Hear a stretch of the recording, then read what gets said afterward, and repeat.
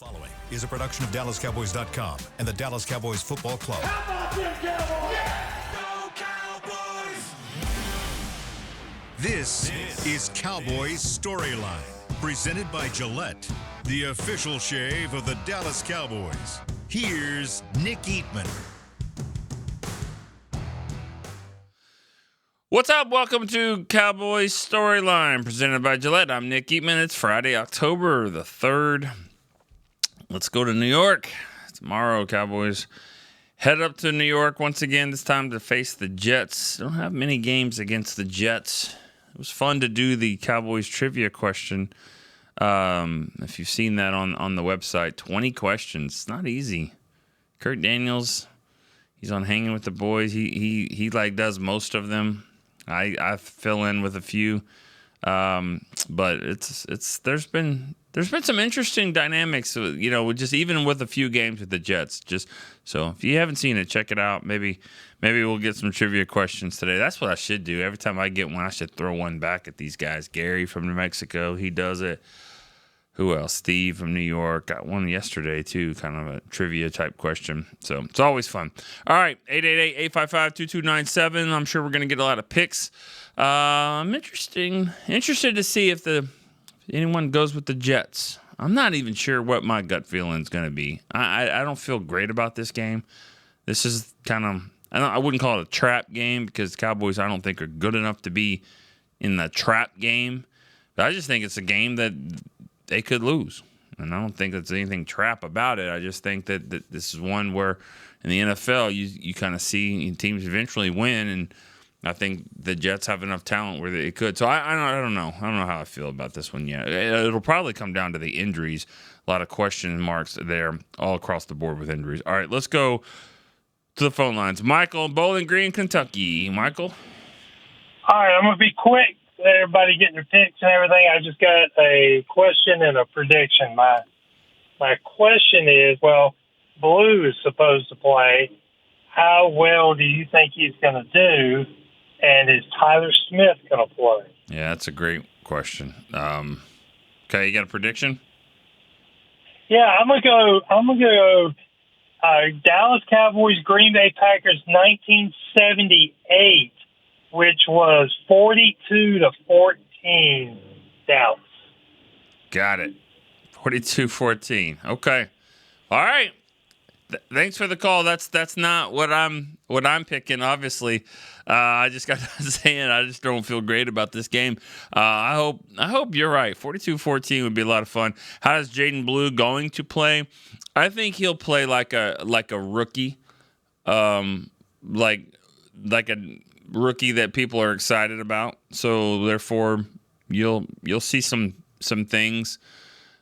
Some speed elements, some flash plays, maybe catch a ball out of the backfield. He's going to probably be the return guy. I don't think Turpin's going to play this week, so I could see him getting some opportunities as a returner. I think you'll see what rookies do. They'll make some nice plays. They'll make some that make you scratch your head, but that's what he needs. He's only played just a little bit in the preseason. He's a guy that needed to play a little more, probably. So, but he was hurt, so it's not like they didn't want to play him. He was banged up some there. All right, let's go to Dylan in Wichita Falls. He's next. Dylan, what's up? What's going on, Nick? How's it going over there in Wichita Falls? Pretty good, man. Pretty good. You watch any of the high school games? I know it's all different since I was there. They got I haven't caught any yet, but yeah, the Ryder, Old High, and Hershey are all gone now. Now it's Memorial and Legacy high schools out here, just the two big ones. Two 5A schools. I mean, guys, if you think about that, like where you're from and like how they have 2 or 3 high schools that you just grew up, just either you went to them or rivals, and they just took them all away. All of them are gone, and now there's just 2 new high schools. It's crazy. It's unbelievable. All right, sorry. Yeah, it's crazy because Old High's been around since they were playing football back in the 50s. Yeah, unbelievable. Yeah. All right, sorry. Just venting here for it's almost like talking about you're good. It's like talking about the weather. We don't do it, because most people, for 99% of the people, they don't care. All right, Dylan, what's up?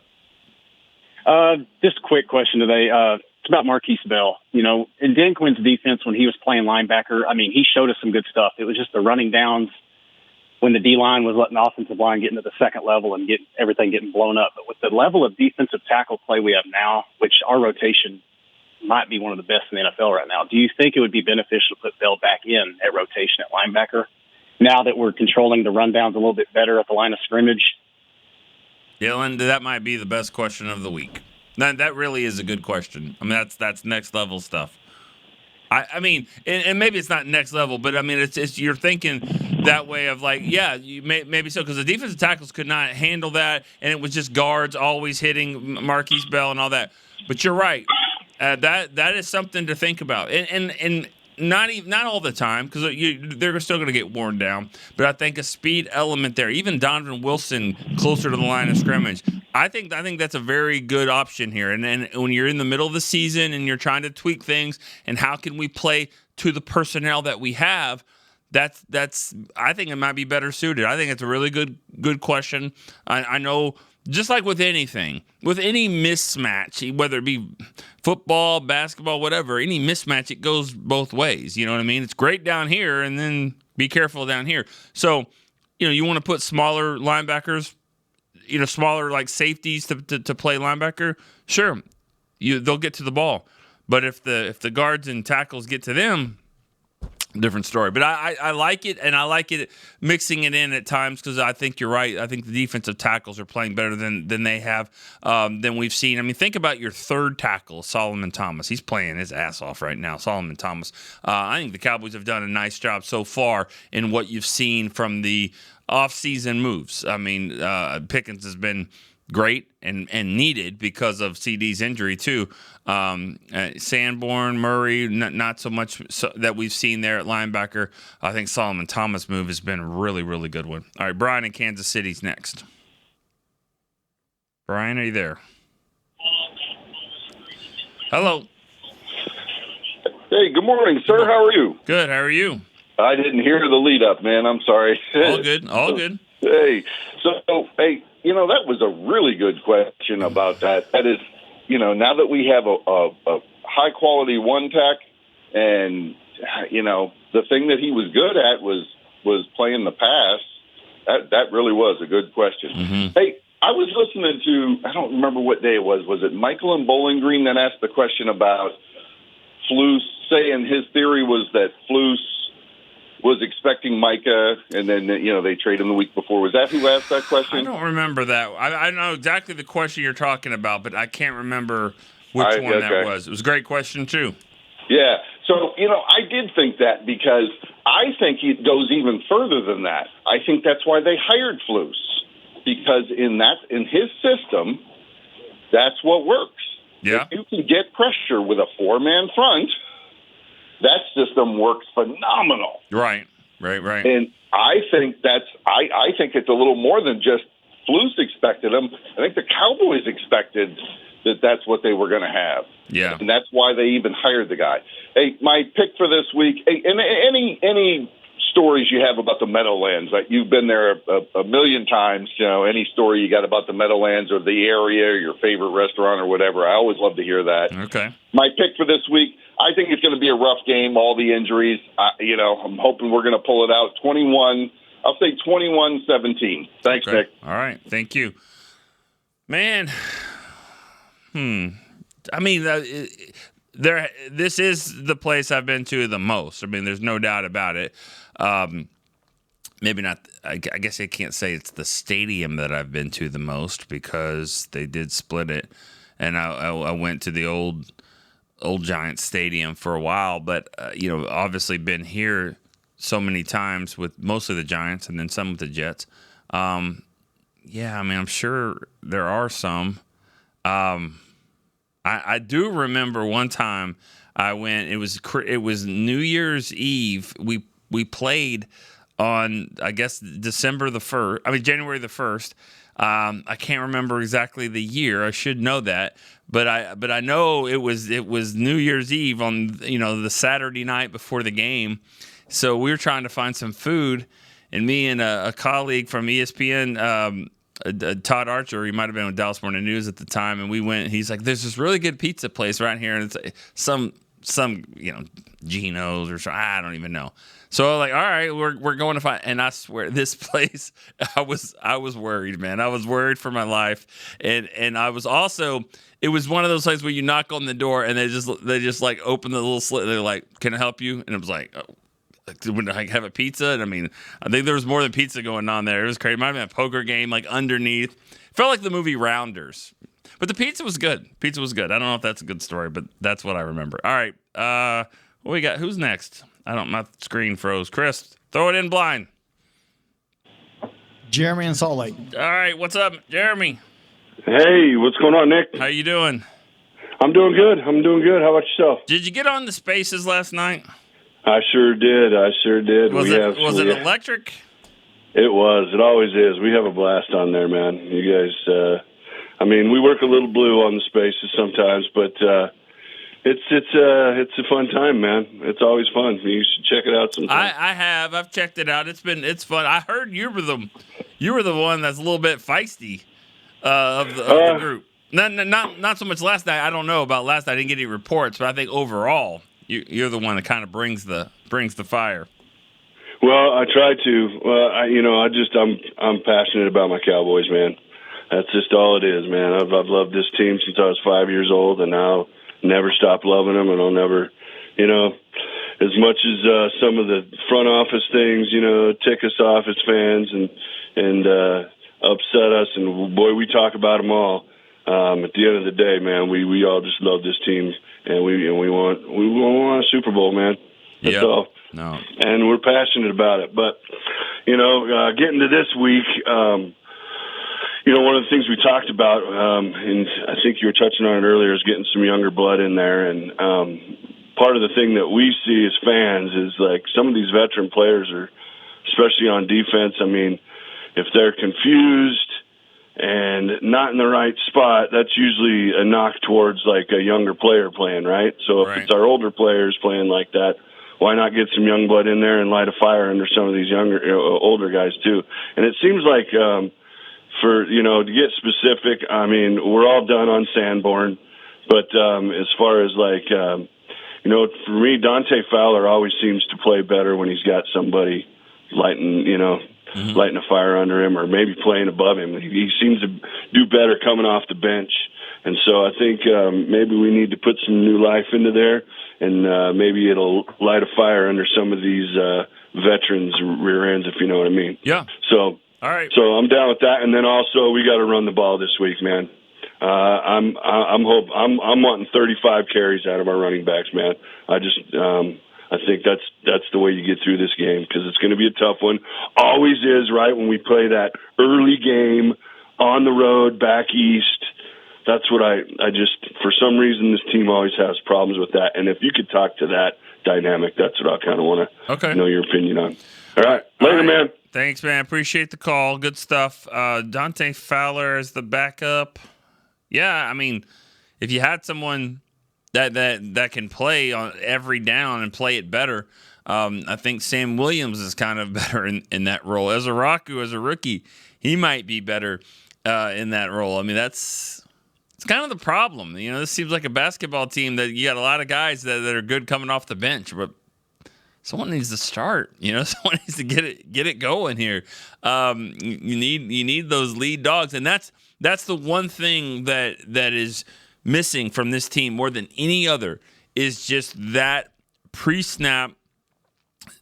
Justin Fields goes to the line, gets under center, and he's looking for Micah. Or he's looking for who? Who are you looking at? Who are you saying, where is so-and-so? And I don't know if they don't have that guy. I don't know. It's not an I don't know. They don't have that guy. I don't think they have it at corner. I don't think they have anyone that you're like, where's Diggs? And there was a time he was playing that way, and Bland too. But even Bland's great year. Even Diggs' great year. The reason why you get 10 or 11, 9 interceptions, because they keep throwing at you.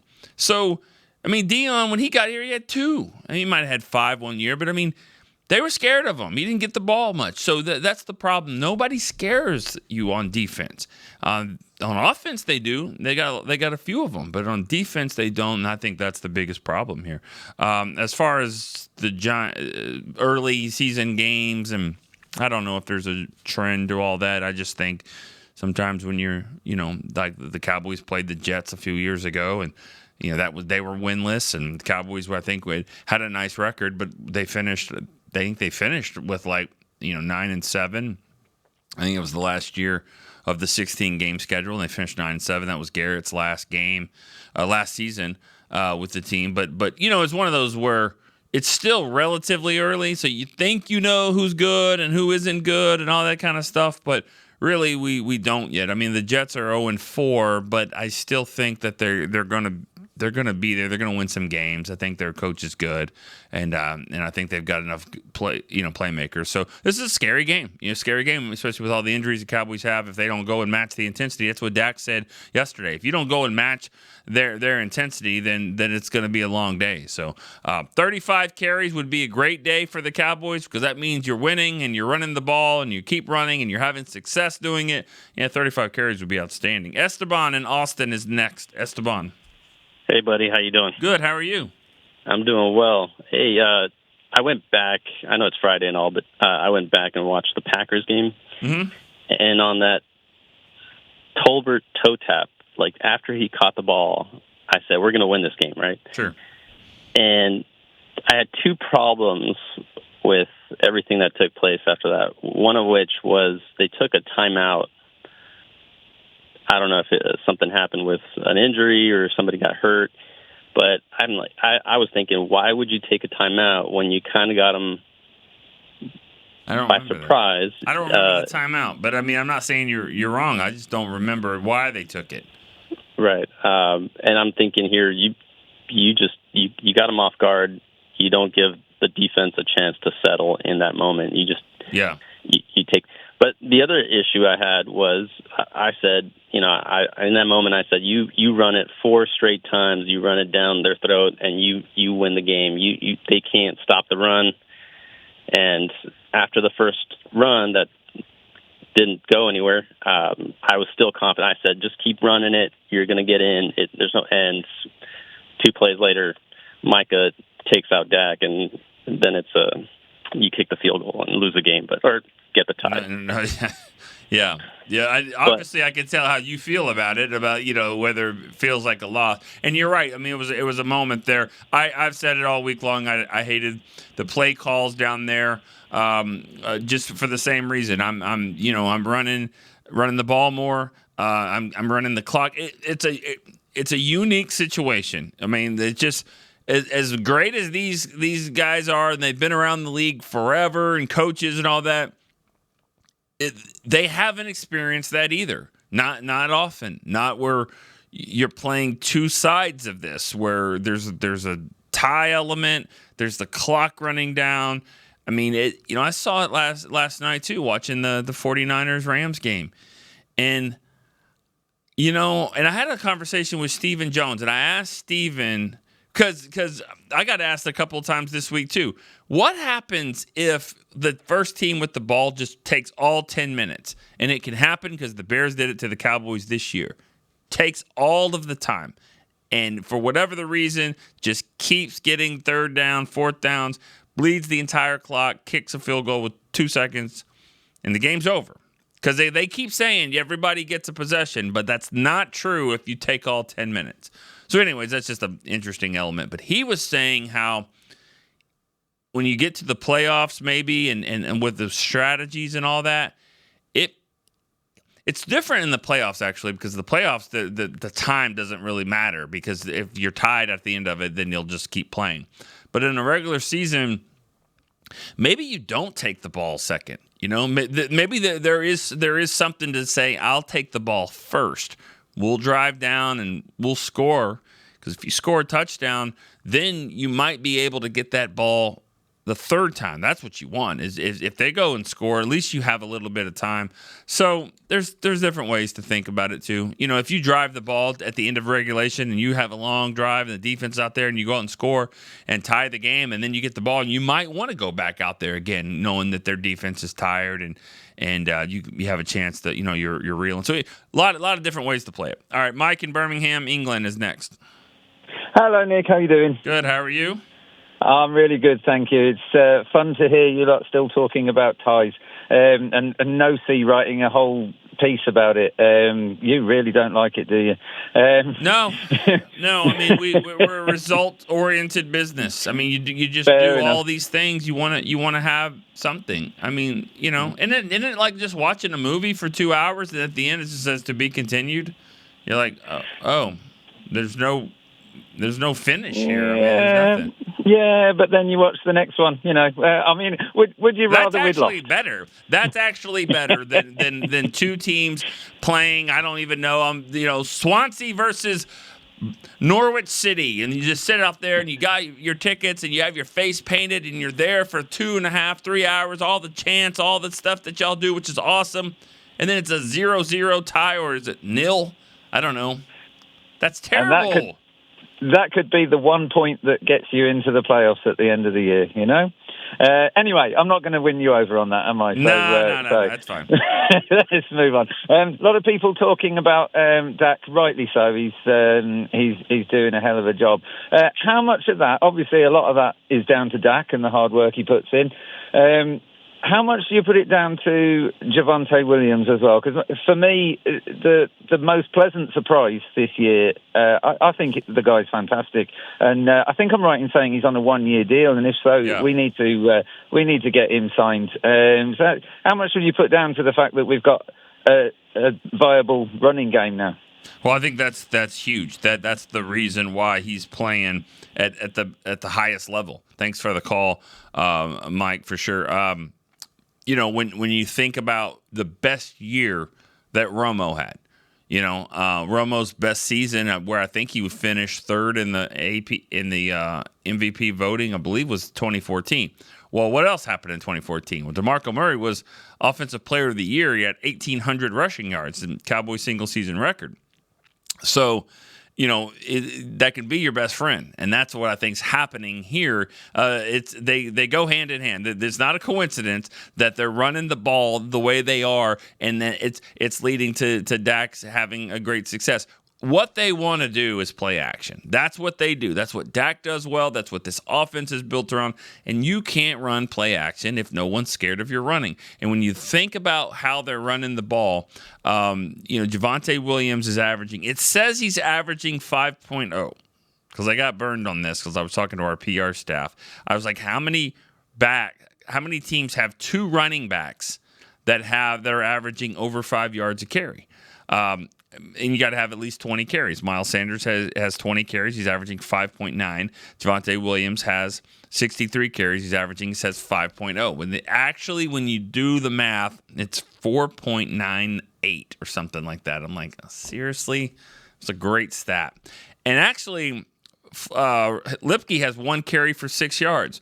So of the 3 guys that are considered running backs here, Javonte Williams, Miles Sanders, Hunter Lipke, they are averaging, and that's about 84 carries, they are averaging over 5 yards a carry, every one of them.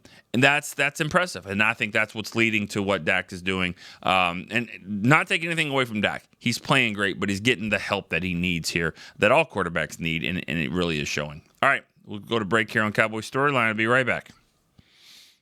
Cowboys fans, when it comes to navigating the ever-changing world of tax, your business needs a partner it can trust to tackle even your biggest tax challenges. Ryan is the largest firm in the world dedicated exclusively to business taxes. Our team of tax professionals has local expertise in all areas of tax and can help you uncover savings opportunities you didn't know you had. Learn more about how Ryan can improve your overall corporate tax performance by visiting Ryan.com. Ryan, the official tax partner of the Dallas Cowboys. Crown Royal and the Dallas Cowboys are bringing back the Royal Rig for Season 2. See it in action at AT&T Stadium on Thanksgiving Day, where the Dallas Cowboys take on the Kansas City Chiefs, and around Dallas on November 26th and November 28th. Visit crownroyal.com to see where else the Royal Rig is stopping this NFL season. That's crownroyal.com.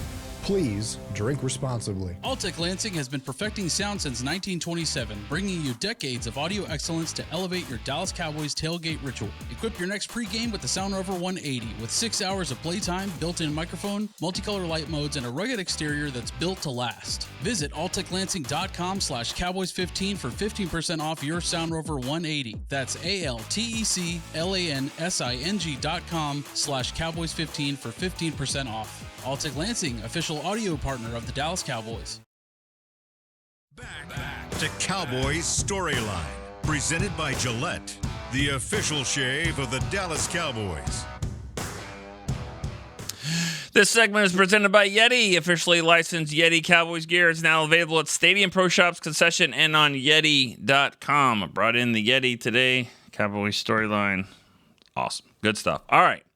You know what else is good stuff? Is getting calls on this show at all hours of the day and night. We just took one from Birmingham, England, which is about 4:30 in the afternoon over there. But how about Steve in South Korea? First of all, first-time caller. Yes, sir. Steve, what is up? And what time is it over there? So right now it's 12:30 midnight. And I'm ahead of time, so I'm on Saturday right now. Oh, it's Saturday over there, 12:30 in the morning. Are you going to go to bed? Are you going out? What's going on? I'm on a night shift right now, so this is like the middle of my day. It's kind of like noon on my day. And okay. Thought I'd give a call. All right. Well, I'm so glad you did. You're stationed over there, I assume, or? No, actually, it's different work, production work, and I'm over here at 3 months at a time. So. Okay. All right. Where are you from the States, though? I'm originally from Washington State. Okay. It's cool. Yeah. All right. So thanks for the call. We love having first-time callers. And also, how do you get to watch the games? Is it hard over there to watch it? Or? Oh, yeah, it's a whole thing. Every time the game, it's a panic up until it. I'm running VPNs. I'm trying to find different sites. But I usually get it done. There's sometimes, like this last one was a little difficult to stay up and watch, but man, was it worth it. I mean, not really for the tie. It was kind of rough, but it still was fun to watch. Okay. All right. Well, awesome. So this week could be tough. I mean, it's a noon game for us. I don't even know. I guess that would be, that's like going to be 2 a.m. or something for you. Yep. Right in the middle of my day. It'll be all right. I can at least listen. What are you seeing from this team? So I'm a little bit of a younger Cowboys fan. I'm 31, but it's so evident from me watching on the TV and everything that Dak is the leader of the offense and trying to be for the whole team.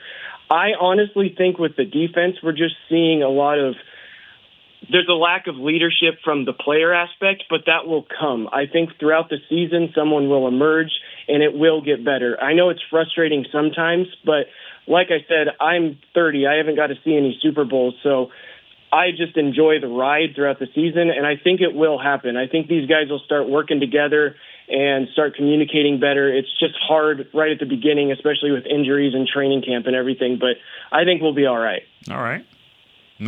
Well, you got a question or anything? Not really. I just really was excited to be able to call and have the time to, and I enjoy the show. I listen every day, and thank you, Nick, for all you do. Sure. Well, thank you, Steve. Appreciate the call and the commitment. And I'll say it every time, and I'll definitely say it here. We got our first time caller for you and from South Korea, and thanks so much. But it's just the commitment that I think is amazing. You guys, I mean, it's 12:30 on a Saturday morning for you. I know it's your work shift, but still, I mean, you're supposed to be at work. So we appreciate that commitment there. And now I'm like writing down times. I think Jeremy called. It's probably 9:30 in the morning, and Mike is 4:30 in the afternoon, and maybe Michael in Bowling Green, Kentucky. That might be 11:30. I'm not sure on the Eastern time, but it's still pretty awesome. All right, this is a different time. This is 9:30 for Las Vegas. Rob, hey Nick, how you doing? 8:30 here. Oh, okay, Pacific over there in Vegas. Didn't know that. Yeah, the best time to watch sports. I mean, your first football game starts at 10 a.m. Yeah, and oh yeah, the Sunday night game's over at 8:30, so it's way better than when I lived on the East Coast. Yeah. What's up? You're talking about coaching. Perfect example is that game last night. McVay. That was like the worst play call I've ever seen on 4th and 1. Well, that was the best. They had plenty of time for it. I mean, they tried to offside. I mean, they tried to draw them offside. I was like, I'm watching the game, and obviously I'm rooting against the 49ers, and we're sitting there, and I'm like, that's the best you came up with? Mm-hmm. That was just awful. So they all kind of panic. I don't know what the deal is. But to me, this is a big shoddy game. We're going to see what kind of coach he is. And what I mean by that is the two best games they played, you didn't need any motivation, let's be honest. The first game is against your rival. It's the first game of the season. If you ain't jacked up for that one, right? I don't know what to tell you. And then the revenge game with Micah, I mean, you knew that was going to be, they played above and beyond we thought they would. And that worries me because the Giants, they kind of sleepwalk, but they always find a way to beat the Giants. And then obviously Chicago, they got wrecked. So it's like now they're beat up. Physically, they're beat up. Mentally, they're probably drained. You played an overtime game. I don't know what the stats are of teams the following week. Jeremy said it. They got to go back to the East Coast. And I know they do it when they play the Giants, but I think that's a factor. Yeah. And you're right. The Jets are haven't won a game yet, but they don't suck. Mm-mm. It's not like you watch some of these teams and you're like, oh my God, these guys are bad. They don't suck. And I'm just worried. It kind of reminds me of the Chicago game. When I heard about Tyler Smith, I said, if he don't play, I don't see us winning. Yeah. So with him playing, I do like our chances better. And I heard something, and I don't know if it's true, but Justin Fields has never won a game that the defense has given up 21 points or more. So we have to score. This is a Dak game. Yeah. It's a quarterback's league. Dak, I feel, is playing top 5, and Justin Fields is nowhere close. But then again, you looked at the game yesterday, and Mac Jones looked like a top 5 quarterback. I mean, it was just crazy how good that guy looked, but that's play calling. So I think they pull it out. I like to say 30-20, something like that. But that's my fandom. Okay. But I have a feeling it's going to be one of those tighter games that we expect, and it's just it may be ugly at times. Who knows? But this is a must-win. These games are a must-win. No doubt. I said it before. If you could make a run and stay in it, then maybe we make moves. But if we can't win these games, then the season is over. Yeah. All right, Rob. I appreciate it. I mean, I agree with you about must win. I agree that. I mean, is it possible to make the playoffs? Of course. I mean, yeah, anything's possible. But I think we all know you don't beat the Jets. You don't win this game. You're not going to be a playoff team. I mean, you just probably not. I mean, it's not in the cards. Now, if you don't win this game, I mean, you'll ask Jerry, Steve, and Shoddy. They'll all point to the fact that we're going to keep our heads up. We're going to get guys coming back from injury and all that, which is true. I mean, that'll probably be the big factor here. I think we'd feel better about this game if the offensive line was intact, if CD was playing, if Turpin was playing. You'd feel better about a lot of things. But Hooker's not gonna. I don't think he's gonna play either. So yeah, I mean they're gonna have no problem putting out the inactives for this game because they're all gonna be guys on the roster. So it's a must win. I mean for me, I mean you've got to go out and win this game and show that you can get on a run. I mean the combined records of these two teams are 1-6-1. I mean that's It's funny just when you think of it like that. I mean, I think it's going to be a competitive game. Sergeant Sue in Fort Worth is next. At ease, everybody. What's going on, Nick? How are you? Great, brother. Great. Hey, so Tuesday I called in and I just had to, speak as fast as I could. I didn't really get to talk about the game. I do want to just point out quickly that like other people have pointed out, I like that everybody got involved. A lot of people got involved. Tolbert, a lot of people have been hard on him. But, when his number was called, he stepped up. He did what he needed to do.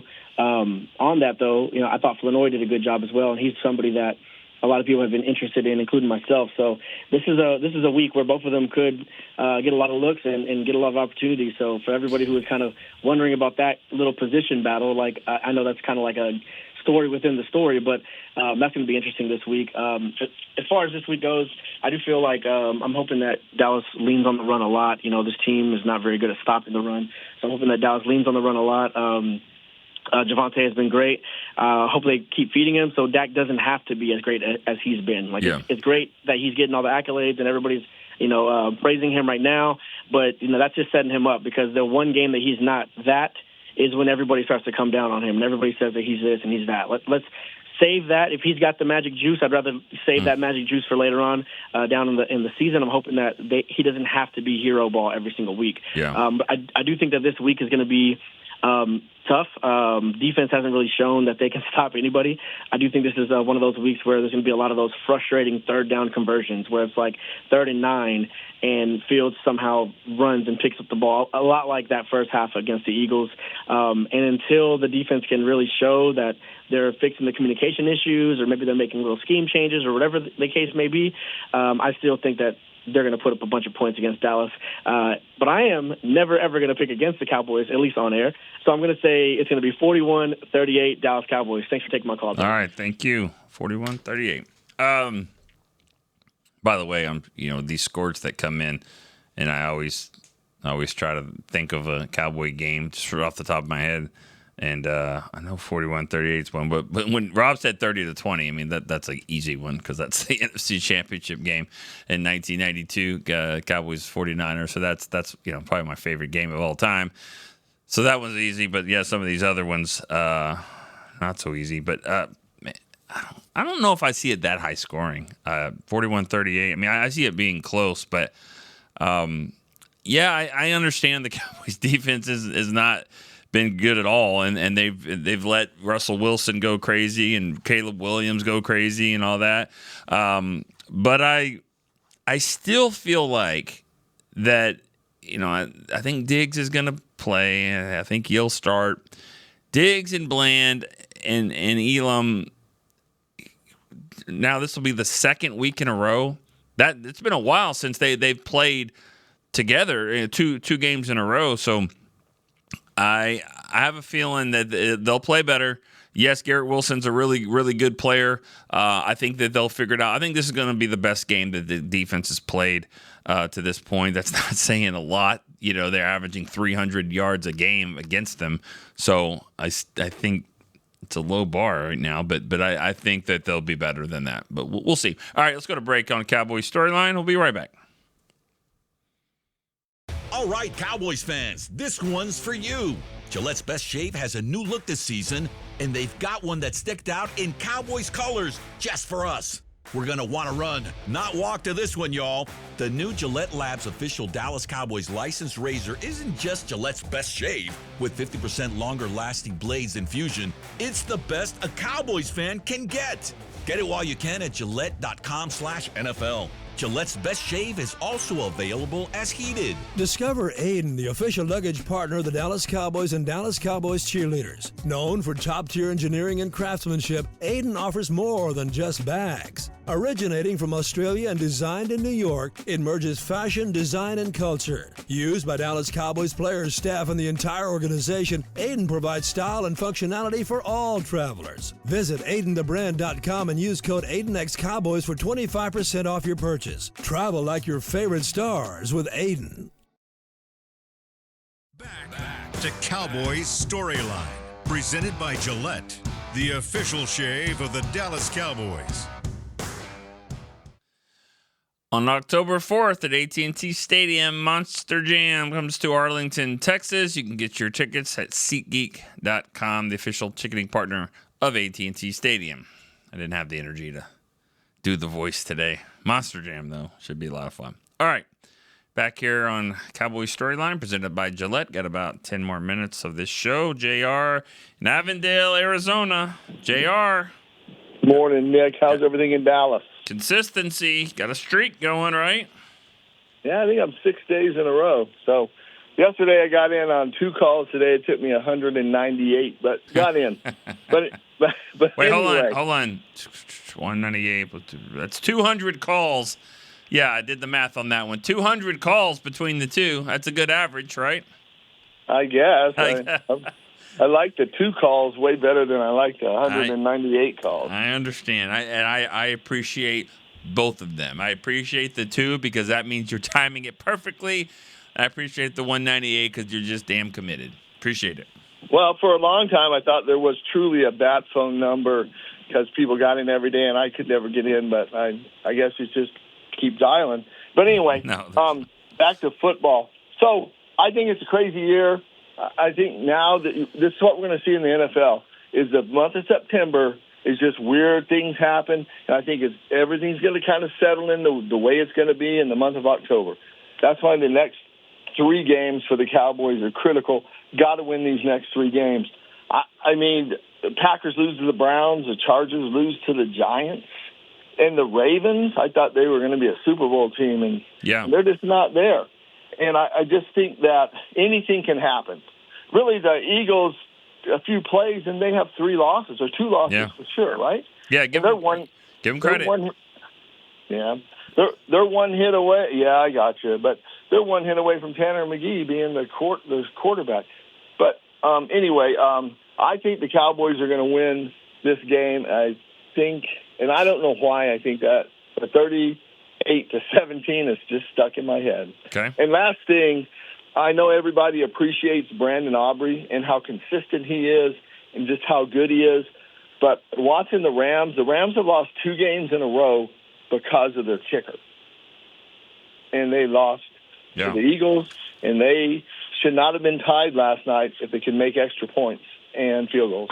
So anyway, that's all I got. Hey, man, have a great weekend, and go Cowboys. All right, thanks. Appreciate that, JR. You know, I think I agree with most of what you were saying about how first month of the season, just weird stuff happens. You know, I think weird stuff happens throughout the year, and I think that's just the nature of the league where, you know, everybody on any given Sunday can win, or Monday or Thursday or Friday or whatever they play games every night pretty much. But I think you're just not as surprised as much. But still, the element is still there. We're on any week, you can see someone kind of sneak up on you. You're just not as surprised as much because you kind of know now. You know, if anybody beats the Ravens, you're going to be like, oh, you know, you're not going to be surprised as much now because we've kind of seen it happen.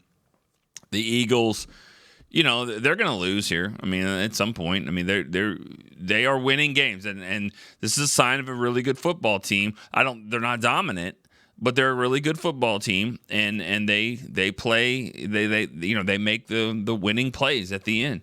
They'll lose some games, but I think, you know, because of how they know how to win, they'll be fine. And going back to, I don't remember, I think it was Rob that was talking about the Jets.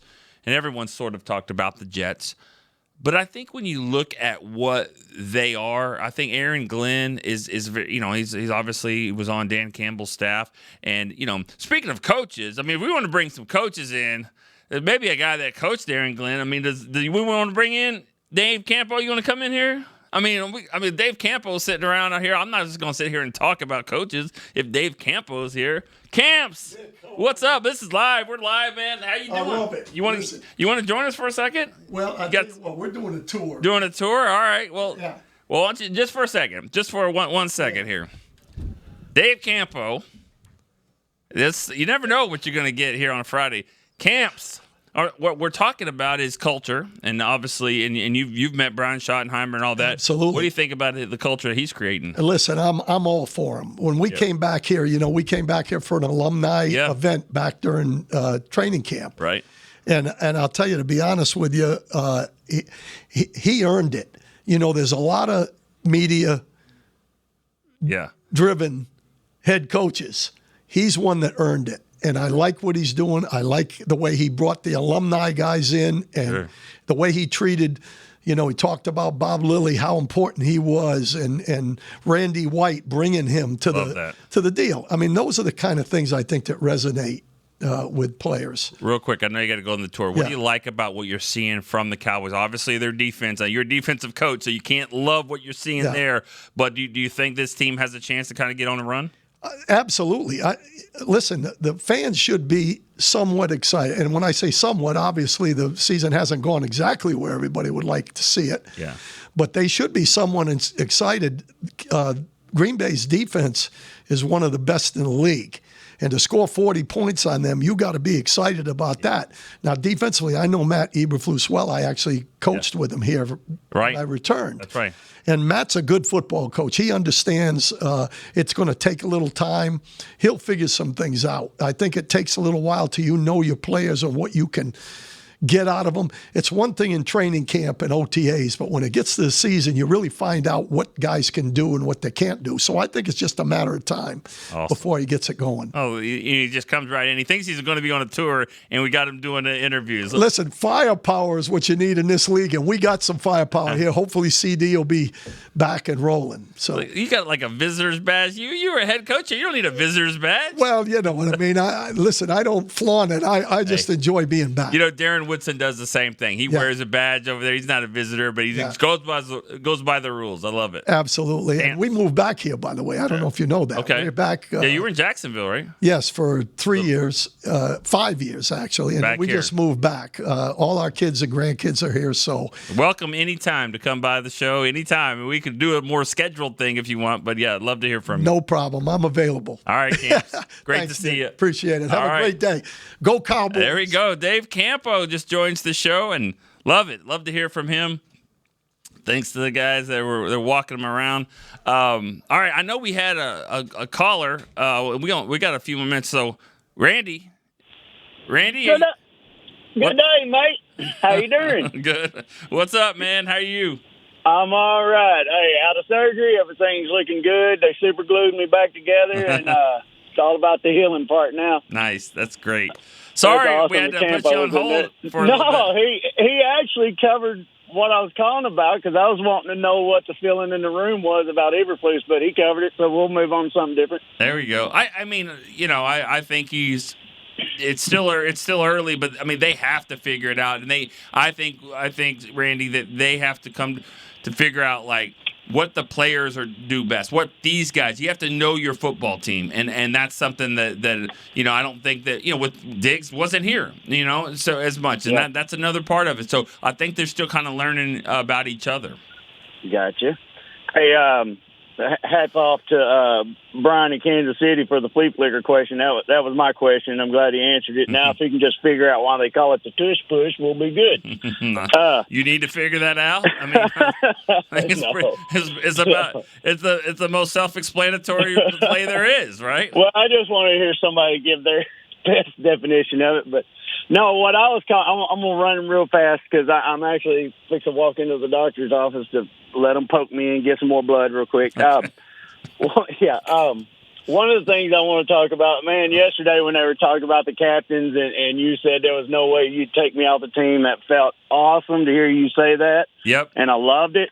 And because you said that, I feel like maybe I should say that if you need a spot for new captains, because there's a lot of good callers that call in a lot more than I do, I will volunteer my spot to give somebody else a year of glory. You know what I mean? Right. So that's out there. And then real quick on my question, and I'll just let y'all debate it. And I know it's been covered a million times, but I kind of want to dig into it. I'm back and forth on these number one picks on what I'd rather do, hold them for the draft or go after somebody. And my feeling is it's a crapshoot with the draft. You've seen it with our own number one picks, Mozzie and just stuff like that. Wouldn't we be better off if we can lock them down to a 4 or 5 year contract to go after people that are known to be ready to roll right away? And if so, I think Jerry needs to be aggressive. Don't sit back and try to be a salesman and, hey, we're open for business if anybody wants to call. Sometimes you can't wait on call. Sometimes you have to pick up the phone and make the call. So if that would be the plan, I really wish he wouldn't wait till the deadline. Just go ahead and start doing it now so we can get this team rolling. You know what I mean? No, I get it. And with that being said, love you guys, All and got to get in here and get poked on. All right, we'll see you. Thanks, Andy. Appreciate that. We'll figure out the captain's stuff later. That's a great gesture. I can promise you this though, whether that happens or not, whatever we call it, you're gonna have a spot on the team, on something, whatever we're giving out, T-shirts or these or both, whatever. You're gonna have the best one. We'll see. You call enough. But you're right. We got a lot of great callers, and we had some today. We had some in all different time zones. It was awesome. As for making that trades and all that, you know what? This game. I mean, not to just take it back to this game, but this is the type of game that kind of shows what you can do. You don't go win this game against the Jets, that you're not going to make trades. You're not going to go and try to help this season. I don't believe. I think that you've got to win games like this one, win like next week against Carolina. Then you kind of see where you are, what type of move that you need to make. But I mean, it's still relatively early. There's got injuries and stuff like that. But still, I think we're going to find out a lot about the team. I love what Rob said about Shoddy. Like, it's easy to get him up for the Eagles game and then the home opener against the Giants and then, and obviously the Packers. But they didn't get him up for the Bears game, and it showed. You got to get him up for this game against the Jets. See what happens. It's going to be a lot of fun to talk about. We'll do it again on Monday. So for Chris Beam, I'm Nick Eatman. See you Monday on Cowboy Storyline. This has been a production of DallasCowboys.com and the Dallas Cowboys Football Club. How about this, Cowboys?